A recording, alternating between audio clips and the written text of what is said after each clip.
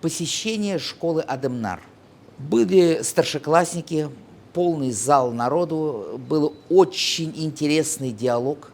Они задавали вопросы, очень любознательные ребята. На чем мы остановились и о чем мы с ними говорили? Biz bugün bildik, Мәскәү Татарстанның да үзләре социаль челтәрләре дә бар икән. Алар үзләре чаралар үткәрәләр, һәм катнашалар анда бик күп. Хоккейларга йөриләр, музейларга йөриләр, Сабантуйда да катнашалар икән. Алар татар елларын онытмыйлар. Бүген безгә мәктәпкә Мәскәү штабыннан кунакка килделәр. Бу безнең өчен бик мөһим, чөнки Мәскәүгә дә баргач, мәсәлән, без дусларны таба алабыз. Шуңа күрә миңа бу очрашу бик ошады. Кем нинди һөнәр, нинди профессия була, сез шуны нык иттереп уйлагыз, нык иттереп сайлагыз. Әти-әниләр белән сөйләшегез, дуслар белән. Врач булсагыз, больниска барып карагыз. Менә ул сезгә шойма юкма, сезнең профессияма юкма ул. Заводка барып менә механик, технолог, типовец менә. Шулай иттереп шул һөнәрне сайлаганда бик нык сайларга кирәк уйлап. Мин бүген бик күп мәгълүмат белдем, һәм шулай ук миңа бу очрашу бик нык ошады.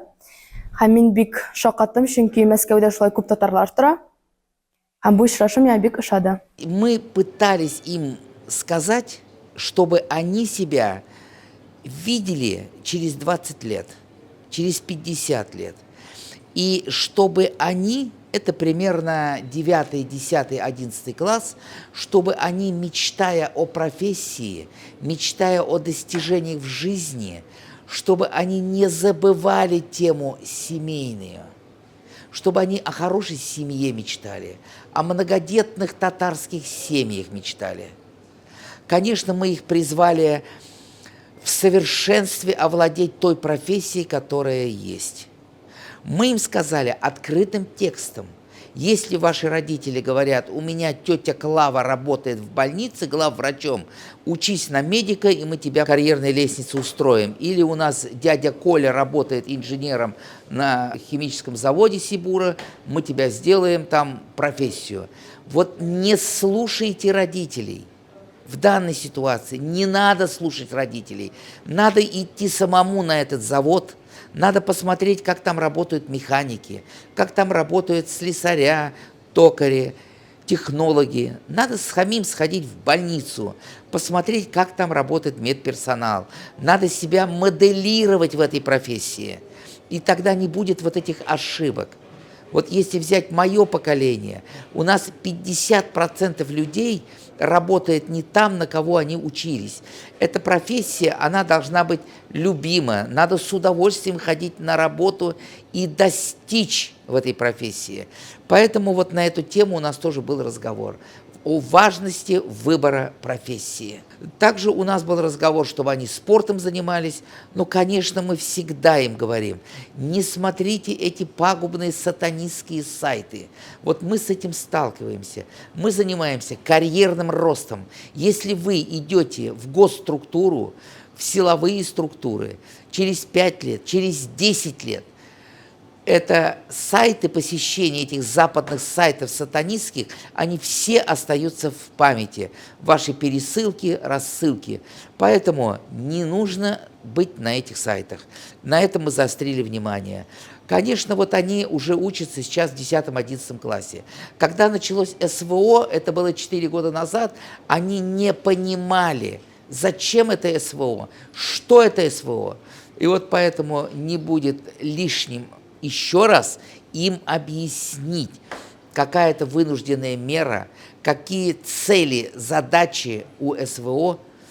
И еще раз мы им объяснили правильности выбора курса нашего руководства, и ни у кого, чтобы сомнений не было в правильности и в нашей победе. Менә монда бик кызык материаллар, и менә сезгә дә без аны 60 еллыкка шундый менә мәгълүматларны без сезгә тапшырабыз. Рәхәтләнеп укыгыз. Мы им рассказали биографию, кто такой был Фикрат Ахметжанович Табеев, какую он роль сыграл для развития Татарстана, для города Нижнекамска, чтобы на него равняться. Чем он отличался? Это историческая, легендарная личность Фихрат Ахметжанович Табеев.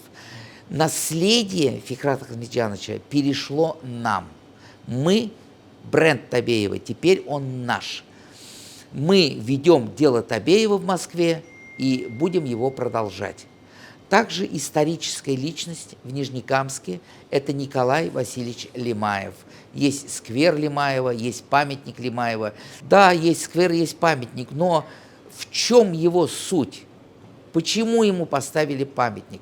Вот раскрыть личность, мы также о Лемаеве много с ними говорили.